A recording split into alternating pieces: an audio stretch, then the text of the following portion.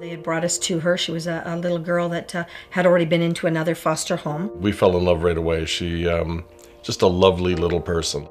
When Celine first came to us, we were told that there was some severe abuse, probably some of the worst abuse that we had heard in our many, many years of fostering. As a police officer, the worst thing I can do is apprehend a child from a family, because a child doesn't understand at that point in their life what is going on.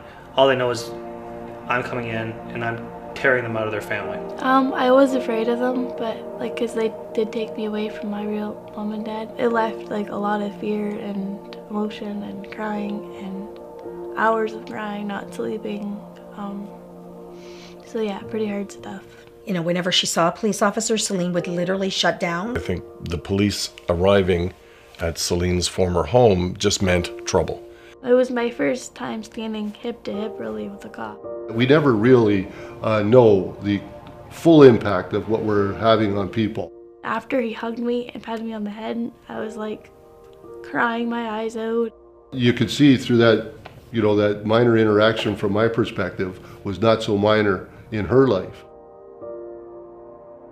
To look at police officers, it took a very long time for us to help her through that process and get her used to that these are good people. They helped actually save you. It's been a 30-year relationship between police services and Special Olympics. So it's a true partnership where we have identified Special Olympics as our charity of choice. We support that charity through the Law Enforcement Torch Run. It was at a point where we were really at wit's end for Celine.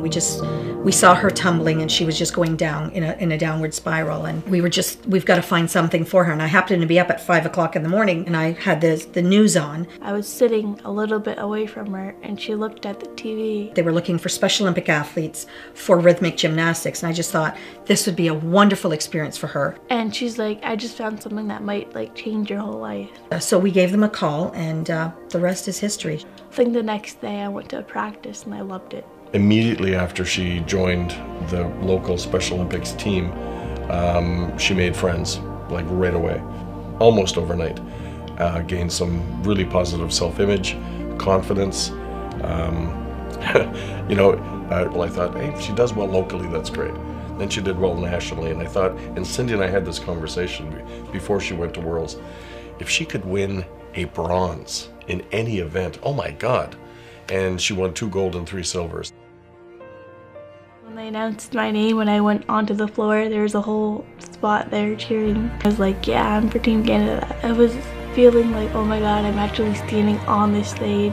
I'm getting this medal over my neck. I never thought I'd be here. Now I'm here. So it was just a wonderful feeling. The games are just a part of it. The games are not what Special Olympics is about. Special Olympics is about inclusivity.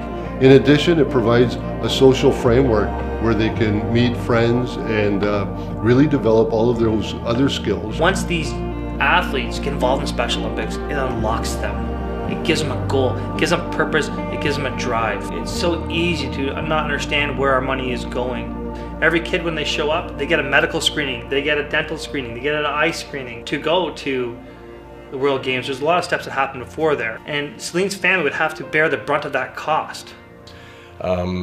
It's one thing to raise money, and that's essential and so appreciated, but to actually get involved with your off time, with your free time, and extend yourself personally to the athletes and their families, and to really maintain that relationship and the support.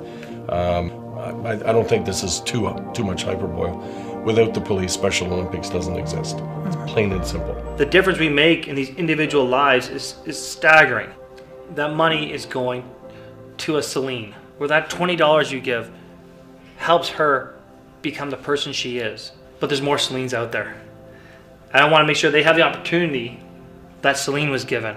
I gave up a long time ago trying to put a ceiling on what Celine was going to end up doing. Celine has found her gift. She's got patience of Job.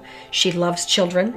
Celine has become a volunteer in the past year at a daycare center, and the daycare has now been talking about hiring her and paying her and maybe helping younger children or helping in different programs with gymnastics. Yeah, I think coaching would be cool. Maybe when I'm done, I don't know if I could actually do it, but I was thinking of owning my own daycare. That might be a really huge step. I just feel like I have a really big caring thing too, so I can care about them, I can teach them, and I really want to give back to kids.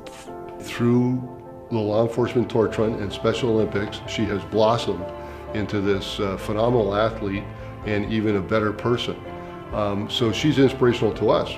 Okay, when Celine was 5 years old, somebody wearing my uniform apprehended her from her family. Fast track it. She is now public speaking as a representative of Windsor, of Ontario, of Canada. Someone that is now teaching sports to other younger children, making a difference in the world. I couldn't be prouder. Could not be prouder, I don't think. She's blown us away from day one and continues to do so. I don't want them to think that, oh, you have a disability, you can't do something good. But I want to show them that I can. Because some people think, oh, you have a disability, you can't do anything. And I'm showing them the complete opposite of that. Like I said, to not give up, because I was there. I know. Don't give up at all.